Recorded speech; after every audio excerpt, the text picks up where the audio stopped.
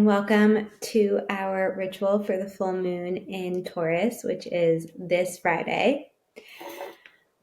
To be honest, I'm not feeling 100%. I'm feeling pretty exhausted and drained.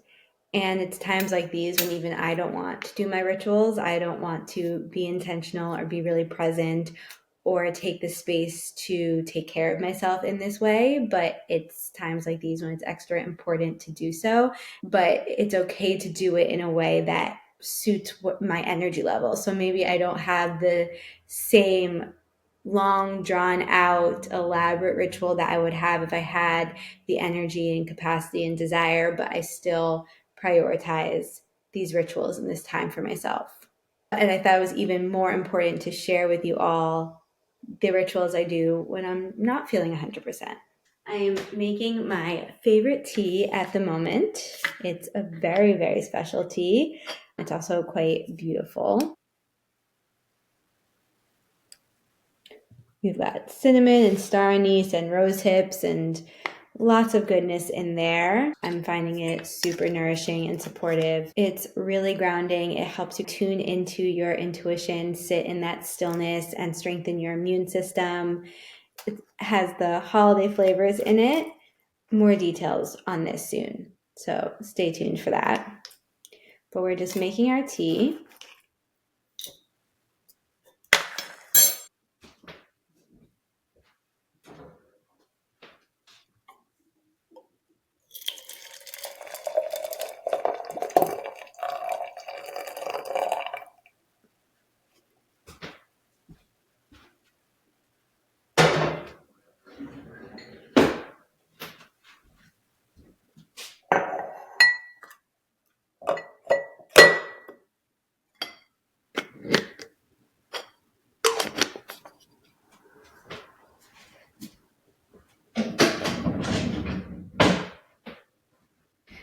It's also my go-to to be more quiet and introverted and private when I'm not feeling 100%. And that's so normal and also okay to follow. And also, it's been important for me to learn that it's okay to show up even when I'm not feeling 100%. It's okay to show up as all versions of myself in all the different ways, and to show up with my imperfections and my mess and my incompleteness and my 50%ness, and all of it is welcome and none of it is good or bad. And so this is an important practice for me, and I hope a reminder for all of you as well. So let's talk about this full moon in Taurus. Before we begin, I just want to let you know what we're going to need for this ritual.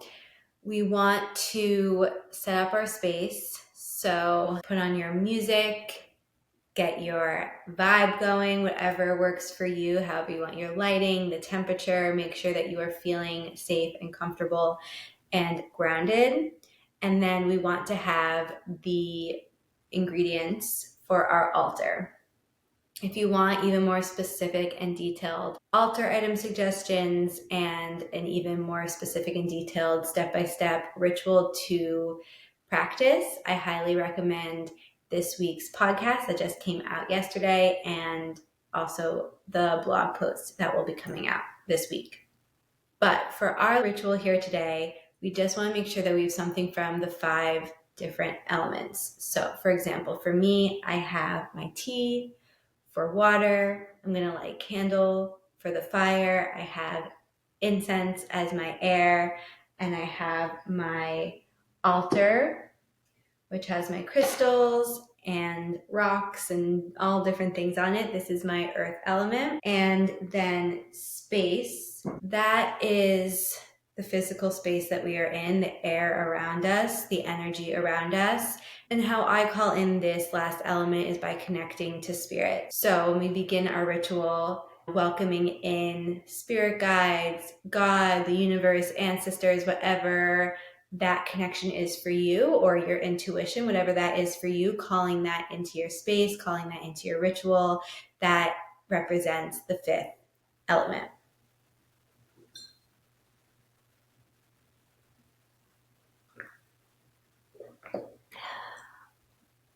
So this Taurus full moon, there's so much going on with it.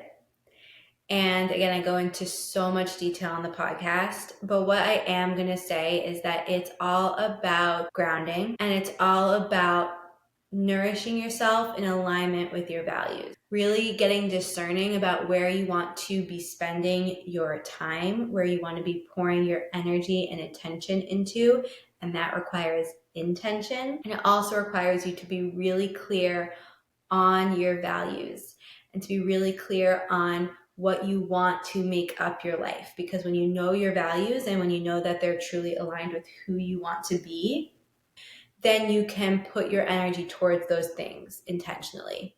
When we haven't done any values work, and even if we have, it can be really easy for us to get caught up in other people's values or to just get lost in what we've always done. But when we can reconnect to our values and have ways to remind us of what our values are, then we can continuously remind ourselves how we want to spend our time. The other thing we're going to need for this ritual is our journal or a pen and paper, because we are going to take some time to gain clarity on our values. Because if there's anything that Taurus reminds us, it's that we should be discerning with how we spend our time, and we should spend our time on things that feel good to us. Taurus is known as the bull for a reason. They are stubborn, and you want to be stubborn for the right things, for things you truly care about. And Taurus also likes the nice things in life. Taurus likes to feel good and to really revel in that feeling. And we want to hone in on that. With all of that being said, let us officially begin our ritual. So I want you to grab your candle. As you can see, for this ritual, I'm keeping it so simple. I just have my 5 elements represented, my journal and pen. To begin our ritual, we're gonna light our candle, and I have a brand new candle, and this is my favorite candle of all time. The scent is French Bakery, and it's from Wandering Lark. Highly recommend. So lighting our candle is the initiation into our ritual. It's the symbol that we are stepping into our ritual, creating this new energy. And while we light our candle, we want to state our intention. As I light my candle, I'm going to say out loud or to myself, I am open to any messages or energy that I need to receive in this moment, and I trust any messages that come my way. My intention for this ritual is connection and nourishment to myself and the world around me. I welcome in my ancestors and my spirit guides. I welcome in the energy of all those tuning in around me.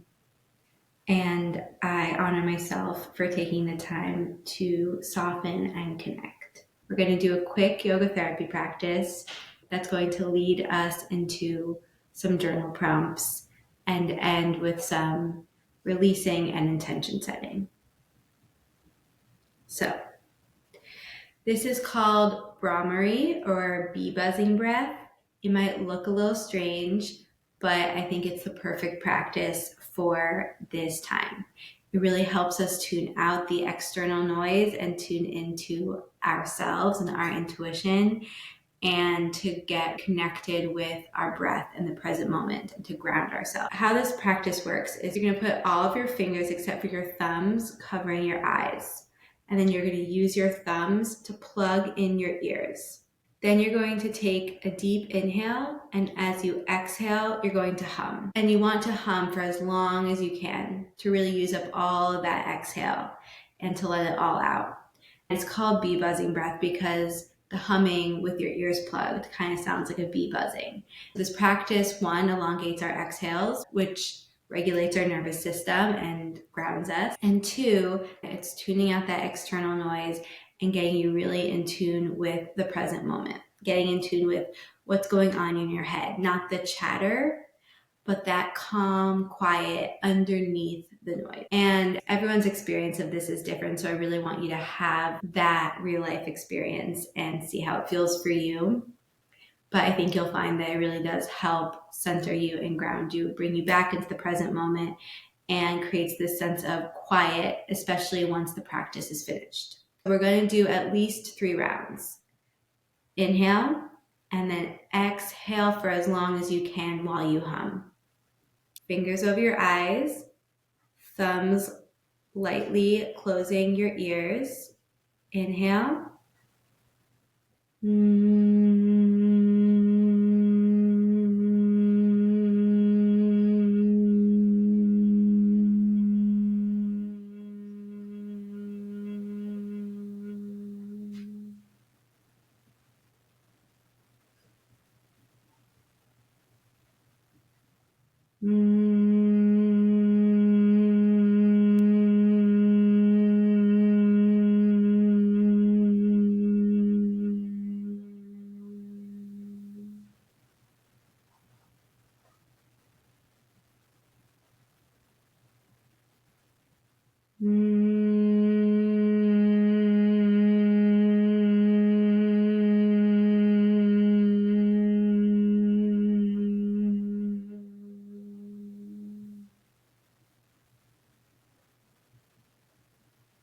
And again, you can do that for as many rounds as you want.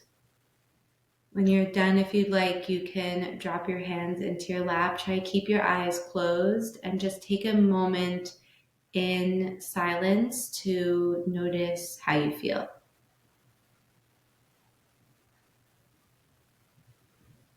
And as your eyes are still closed and you're sitting in this space of inward connection, ask yourself, what wants to come out of hiding? What needs to be revealed to me?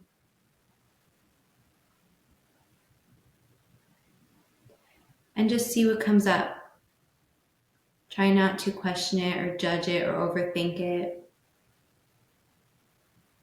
And if nothing comes to mind at first or at all, that's okay. But I think for all of us, there's something there that wants to come to the surface, that wants our priority or attention or acknowledgement that we've been distracting from or pushing away or detaching from. And it's only in these moments of softness and stillness and silence that we can allow it to bubble to the surface. And even if it's uncomfortable, simply acknowledging it can help us move through it.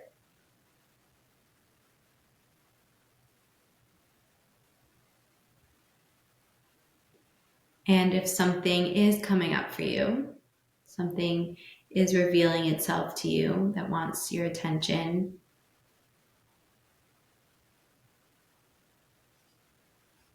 ask it, what do you need from me?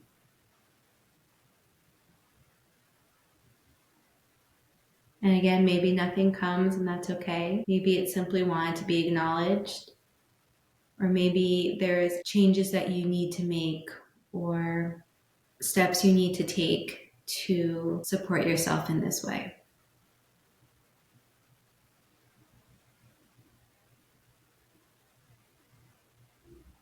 And whether or not anything came up, put a hand on your heart and say, I promise to support myself no matter what. I promise to nourish myself no matter what.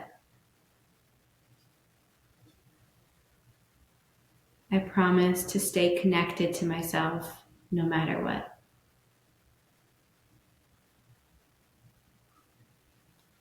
And when you're ready, you can softly open your eyes. This moon is known as the beaver moon. And one reason it's called that is because this is the time of year when beavers are having that final preparation before the winter season. They're getting the rest of their supplies, they're getting all they need to stay nourished and safe and comfortable during the winter. And this is that final energetic push. It's the final moments of taking action and making changes before tuning into that stillness, before really softening, before really hibernating and being with yourself.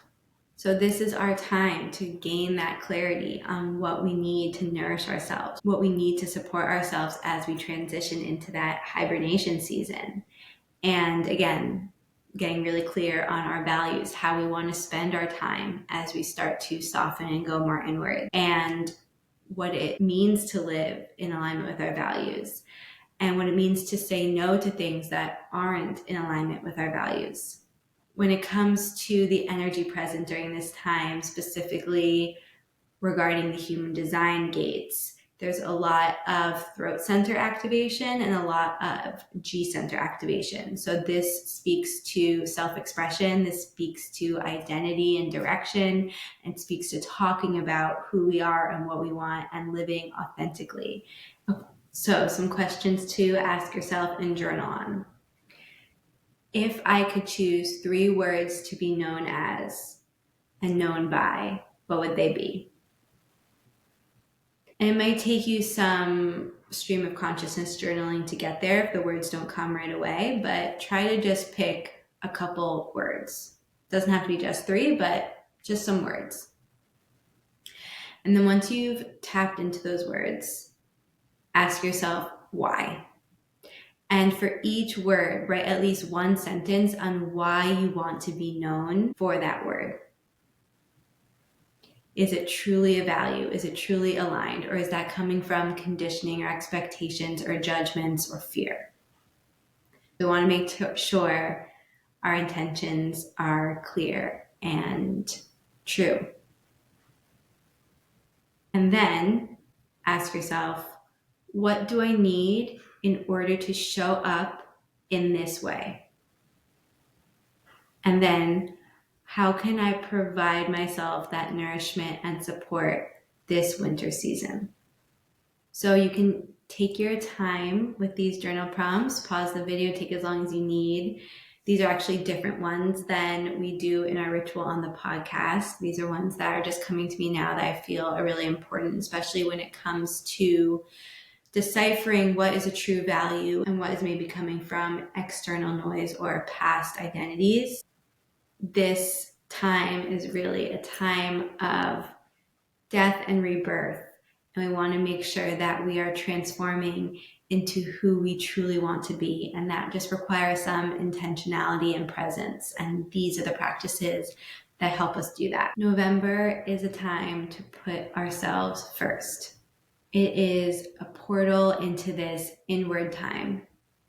And this full moon is asking us to hone in on that, is asking us to really enter that portal and dive deep. And as we're moving fully into winter, it wants us to get clear on what we need to be nourished and to get clear on what we need to release in order to support that process.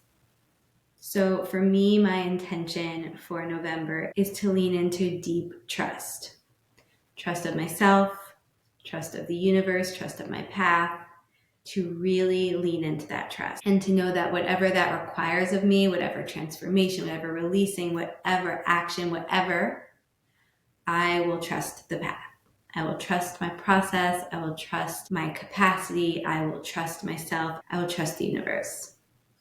So maybe from some of your journaling, something came up for you about what your intention is for November around your values and nourishment and releasing, and what you can really pour this full moon energy into. And again, all it takes is a moment of intention. It was really quite simple to set up our altar with our 5 elements, take some time to set our intentions, some time for breath work and meditation and journaling, and some time for ourselves, just some time to connect with ourselves and get clear on who we want to be and where we're going. I hope that this ritual revealed something to you that you needed to hear, that you needed to feel or understand or accept or acknowledge. And I hope that you trust yourself enough to step into that and to connect to that, even if it feels scary or uncomfortable or confusing or uncertain. And even if it feels exciting and hopeful and joyful, because that can be just as scary.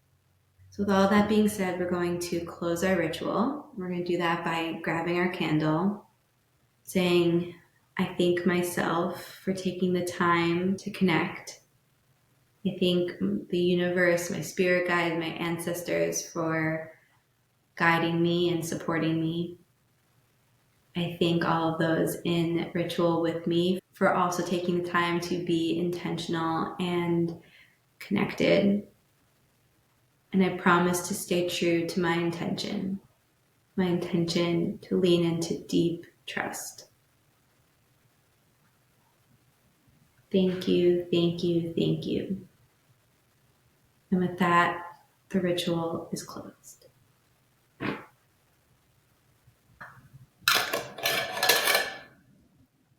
And the last thing I want to add is that this ritual is not separate from your life. This ritual supports your life.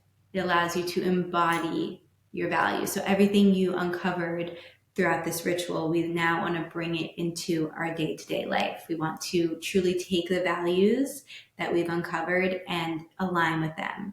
So that might mean writing down your intentions, that might be writing down your values, that might be writing down action steps you want to take, putting it in your planner, making it really actionable and practical. Maybe that means talking to someone or taking the actions that were revealed that you need to take in the meditation.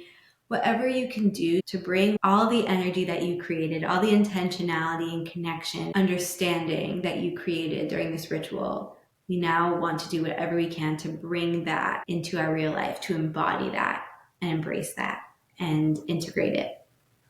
I know I will be doing that, and I hope that we can do it together. I'd love to hear what came up for you during this ritual, so please reach out to me and let me know, and I'll see you all soon.